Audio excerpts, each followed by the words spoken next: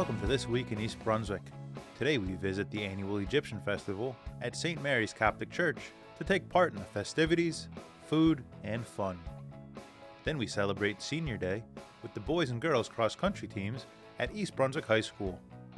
Barbara Reese sits down in studio with the president of the East Brunswick Public Library Foundation to talk about an upcoming gala celebrating the 50th anniversary of the library.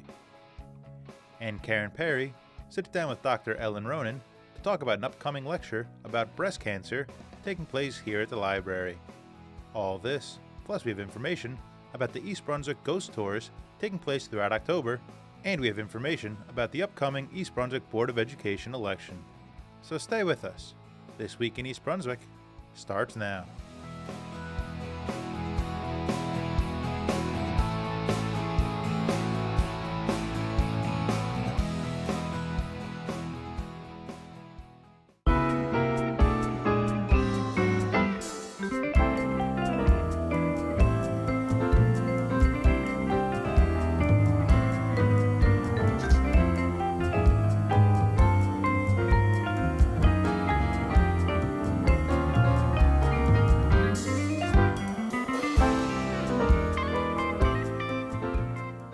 This is the 40th annual Egyptian festival hosted by the St. Mary Coptic Orthodox Church of East Brunswick.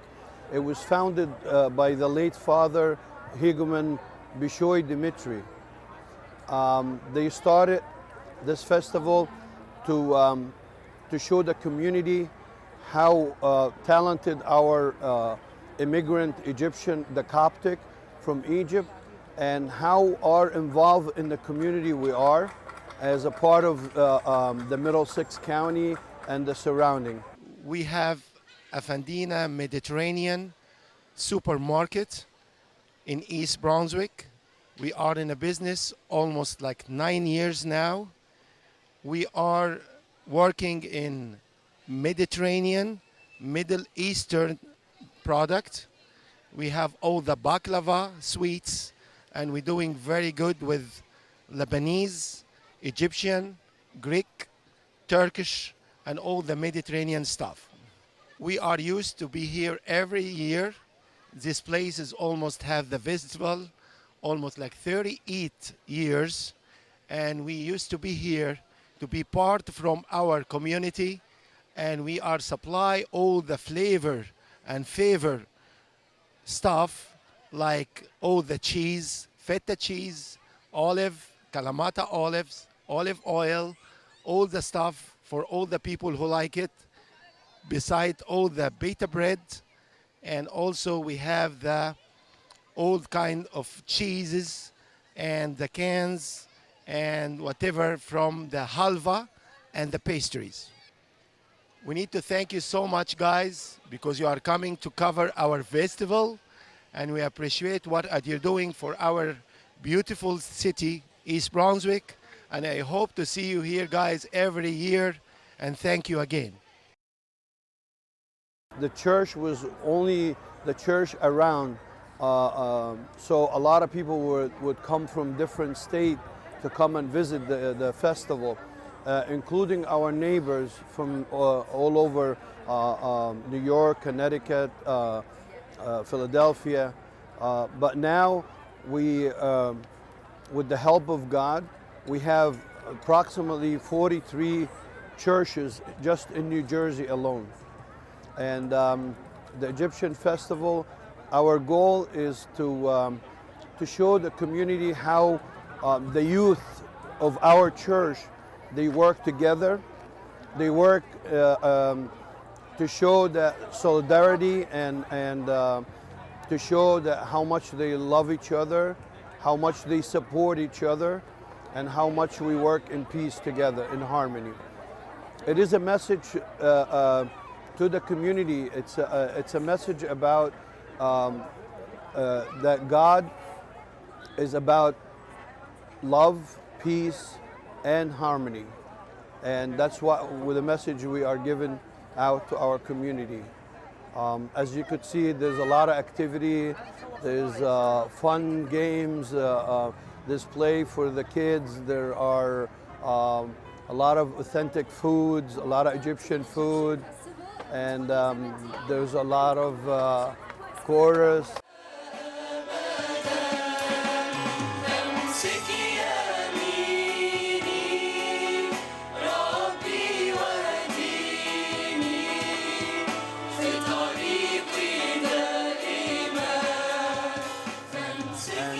And beautiful day. We had a great day today, thank God. Our daycare is a full-time daycare, taking kids from ages 6 weeks to 5.5 years. We provide services from 7 a.m. Before care up until 6 p.m. after care. It's a wonderful program where we have many certified teachers and staff that take care of your children, physical needs, and of course your educational needs. We have a lead teacher, and all of our teachers have been in the daycare or public education for a combined 15 plus years. We have varying rates from $990 a month for infants full-time to part-time for 5.5-year-olds to $490 a month. So the best rates in town you'll ever find. And please come and stop by at 425 Riva Avenue in East Brunswick, New Jersey. I want to thank everybody that participated. I want to thank His Grace Bishop Karas. I want to thank the Honorable Mayor Brad Cohen for his support. I want to thank the Rangers for helping us with the park. And I want to thank everybody who came in and just put in to make this beautiful day. It's a big event. There's a lot of detail. I don't want to miss anybody. A lot of people put a lot of effort. We had missed some nights of sleeps, and now it is done. Thank God.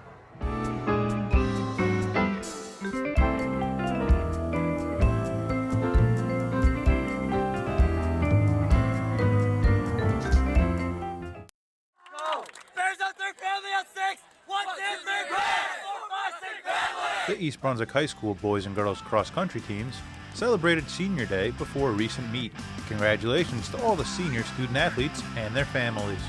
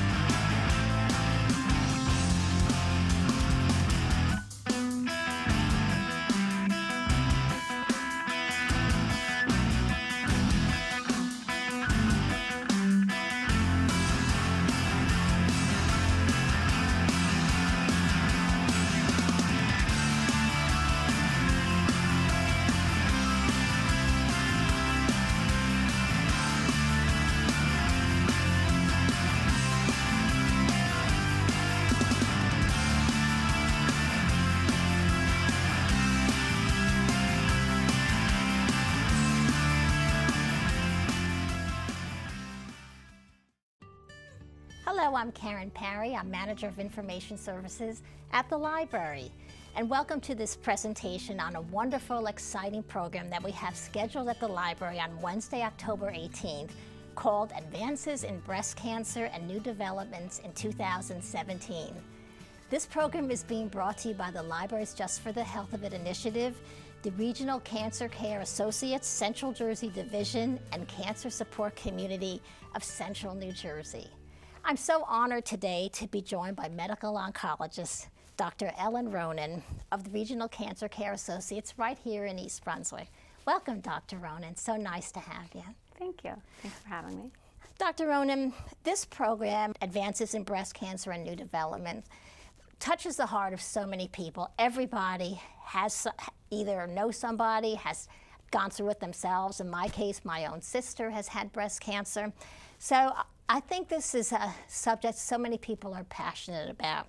Can you tell us a little bit about what you're going to talk about at this program? I agree with you. Breast cancer is very common, and it's a lot of what we see in the office every day. So a lot of what I'm going to talk about is I do believe that knowledge is power, and even if someone hasn't personally been touched by breast cancer or it doesn't even have a family member, sometimes what they hear by hearsay or from other people isn't accurate. So the first thing I typically do is I go over the basics. I go over how common it is, but I also go over staging, what it means to have cancer. Sometimes patients even come into the office and they say to me, I have, stage 1 breast cancer, for example, and they actually don't. And so there's a lot of misinformation. So the first thing I want to do is try to give people accurate information about the basics of the disease. And then once I've done that, the second question people have if I see them with breast cancer is they often wonder, why did I get this? But the answer to that question is of interest to people who don't have breast cancer. They want to know if anything in their life, in their habits is going to increase their risk, and their family history is going to increase their risk. So I am going to talk about risk factors for breast cancer, things that you might be able to do to decrease your risk, or things that you can't do but have been, again, erroneously stated to help you. And then I think one of the more exciting things is also to talk about how things have changed, even in the time I've been in oncology, in terms of new treatments, both for symptom relief and also for treatment. Wonderful. Would this program be for people that just have breast cancer, or who would be very interested in attending this program? I think that this program would be of interest to most people, because if you have breast cancer, it might be of interest to you. Sometimes you learn something hearing it many times from different people. So hearing the basics, hearing about treatment options, I think would be of interest to people who have family or friends. And I think it would be of interest to someone, I can't think of someone it wouldn't be of interest to, but just someone who, as they get older, wonders about what their risk is and if they need to do anything differently than they're currently doing. That sounds wonderful. Well, thank you so much, Dr. Ronnin. I really appreciate your time, and I hope our residents will come out on Wednesday, October 18th from 7 to 8:30 to hear Dr. Ronnin, to speak to her personally. And we encourage everyone to register at the library website, www.ebpl.org. And we hope to see you on Wednesday, October 18th.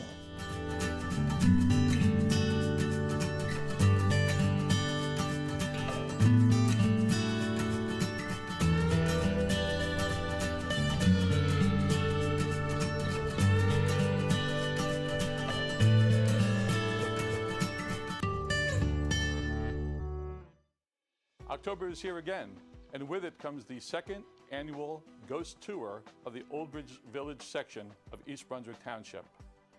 Occurring every Saturday evening during the month of October, residents and visitors will be led on a tour of this historic little section of East Brunswick that was established in the late 1600s. And during the course of the last 400 years, that little village has played an important part of our township. But more than just history, there are also spiritual elements that remain in that little community. There are ghost stories, tales of murder, tales of missing individuals, and those will be just some of the highlights of the homes and the streetscapes that we'll be visiting. The cost per person is $8, and it's stroller friendly and wheelchair friendly. The tours are held at 7:30 on every Saturday evening in October, meeting at the corner of Cosman Street and Old Bridge Turnpike. For more information, please look at East Brunswick Ghost Tour on Facebook. We hope to see you there and enjoy this unique slice of our town's amazing history. Thank you.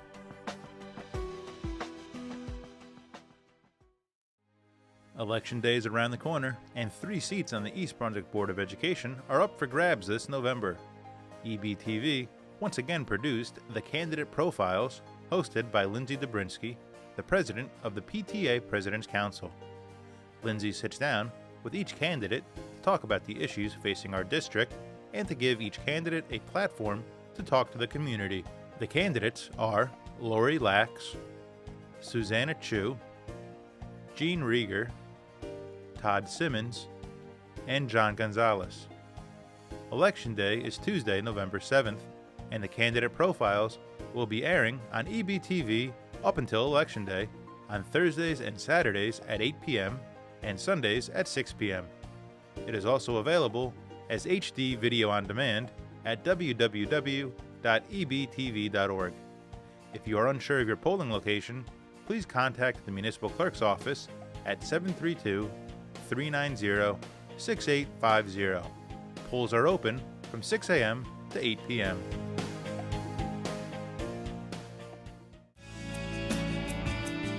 This is Barbara Reese reporting for This Week in East Brunswick. We're very fortunate to be here today with Tracy Fink, who's president of the East Brunswick Library Foundation Board. Welcome. Thanks, Barbara. Thanks for having me. A pleasure. It's an exciting time. We have a very wonderful event coming up as part of the 50th anniversary of the East Brunswick Library. It's a gala to be held here in East Brunswick at the newly renovated Chateau. Could you tell us a little bit more about this event? Sure. We're really excited about it. We're happy to piggyback on the 50th anniversary. The Chateau is a wonderful new venue. We are really excited to have our community come and see the Chateau and also learn some more about the foundation and what we're doing. What the foundation does is raise money for the library. And I'm sure those of your viewers who have been in the library recently have seen some of the beautiful renovations. So the foundation is part of that project. We're also part of the organization. We've raised money for other earmarked projects such as the self-checkout and the ATM machine. So those are some of the projects that we've worked on in the past. Now, we're very fortunate here in East Brunswick. We have both the Friends and the Foundation, all volunteers, helping to make the library such a wonderful place. I know my daughter loves the self-checkout. Yeah. She tries to get me to use it more often. Yeah. So for those that are not familiar with the work of the foundation, what is the purpose of the foundation? The purpose of the foundation is to raise money for specific projects. We're different from the Friends in that the Friends raise money for the library, but it's more for general funding. The foundation works with the Board of Trustees of the library to see where the needs are, so we can raise funds specifically dedicated for the needs of the library, in turn for the needs of the community. One of the areas where the foundation has raised money is to provide a medical librarian on staff. We've partnered with Robert Wood Johnson Hospital, and so we created this Just for the Health of It, which is a medical librarian on staff to help our residents deal with challenging diagnoses instead of going online to WebMD and not getting all the proper information. So we're really proud of that. And that was from a request that we had from the community. Now, you had mentioned Robert Wood Johnson. That gives us a good segue to some of the honorees for this special event. Could you tell us a little bit about them? Yeah, so the honorees were chosen because of their dedication to the library. So our honorees this year are the Friends of the Library. We are honoring Mayor Alec Borman, who posthumously, he passed away a few years ago, but he was very instrumental in our library. We're also honoring former Congressman Rush Holt. East Brunswick was his district, and he implemented laws that impacted the library very favorably. And we're also honoring Robert Wood Johnson Hospital for the work that they've done with us for Just for the Health of It. And we're fortunate that we have programs here at the library that are regarded very highly all across the state of New Jersey. Yeah, our library is a real gem of the town. It's a jewel. It engages our community. It keeps our property values up. It is more of a community center than anything else right now. And if you haven't been to the library recently, I know you have, but if you haven't been, the renovations are beautiful. We have a new maker space that the foundation is also being involved with, and that's a space literally for people to make things. Film, quilts, runs the gamut of anything, and many libraries are doing that to stay relevant, and that is the mission of the foundation, is to help keep the library relevant in a changing world. And in fact, you talk about the makerspace. I know that the library is very involved in helping folks find jobs, to get their resume together. Maybe you could tell us more about that. Yeah, we were involved in the funding of our Business Resource Center, and that is exactly that, to help people get jobs. There's computers, there's references, there's resources. We've been hoping to really engage our community that way, and again, based on the needs of the community, that's what we heard, and we're able to put our funds towards that. Oh, it's wonderful how you stay so relevant with everything that's going on in the world today. So let's go to the nitty-gritty details. It's an exciting event, a beautiful location. If I'm interested in getting tickets, I'm holding the invitation here. How do I get involved and come to the event? Well, tickets are being sold at the library and the administration offices, and we would love for you to come in and buy your tickets. They're also available online through Eventbrite, but I think if you go to the foundation website, you can get the link to the Eventbrite page, and that's at foundation@ebpl.org. We are expecting a great turnout. We are having some of our high school students play music during the cocktail hour and during the event. We're really trying to engage the community as much as possible. So I hope that your viewers will come. It's going to be really wonderful. Yeah, now this is Wednesday, October the 25th, and cocktails and hors d'oeuvres begin at 6. Mm-hmm. And then what's the rest of the program? Well, it's a full-on, chateau event with a really delightful cocktail hour, open bar, and dinner, a nice dinner at from 7 to 9 with some speeches. There's going to be networking. There are going to be people coming out of the woodwork who have been involved with the library, who really want to come out and celebrate how far we've come with the library, and also celebrate the success of the new Park Chateau. So it's going to be wonderful. We invite everybody to come and see what's happening and get involved in their community. So for those folks who may not be able to attend or who are looking for a way to advertise their business, what are some of the avenues for them to contribute to this worthy cause? Well, thanks for asking that, because there are other ways that you can give aside from attending the gala. You can make a donation on the foundation website. Also, you can put an ad in our ad journal. Businesses and local individuals have been putting ads in, and it's nice. It's a good way to recognize the business and also recognize the honorees, so we're very grateful for that. That will be distributed at the gala. We also would like to thank our sponsors who have been instrumental in helping us get this gala off the ground, and that is U.S. Trust, Connect One Bank, PNC Bank, University Radiology, Witham Smith & Brown, and Dr. Howard and Bobby Sorkin. We are extremely grateful and honored that the local businesses feel that the Library Foundation is a worthy cause that they want to put their money towards. Well, it sounds like a wonderful evening, and it's been a wonderful year celebrating the 50th anniversary of the library. Yeah. And we want to take this opportunity to thank you, the foundation, and the friends, and all the volunteers who make the library such a wonderful place for us. Yeah. It takes a village, and we're really lucky that we have such an engaged community that really supports and treasures our library. Well, thank you so much for being here today. Thank you. This is Barbara Reese reporting for This Week in East Brunswick. Thank you for joining us.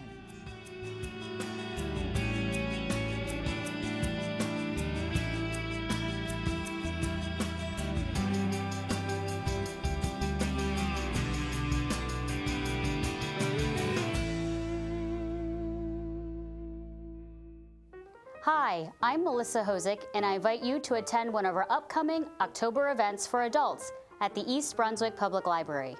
All are open to the public. On Thursday, October 19th at 7 p.m., come listen to the inspiring immigration stories from diverse members of the East Brunswick community. This program is co-sponsored by the East Brunswick Human Relations Council. On Sunday, October 29th at 2 p.m., join us for a mostly Motown concert featuring Rhonda Dene and the Silver Fox Trio, who will perform songs made famous by the Supremes, Smokey Robinson, and more. This program is co-sponsored by the East Brunswick Arts Commission. On Monday, October 30th at 7 p.m., historian John Zinn will talk about the history of baseball and its beginnings in New Jersey.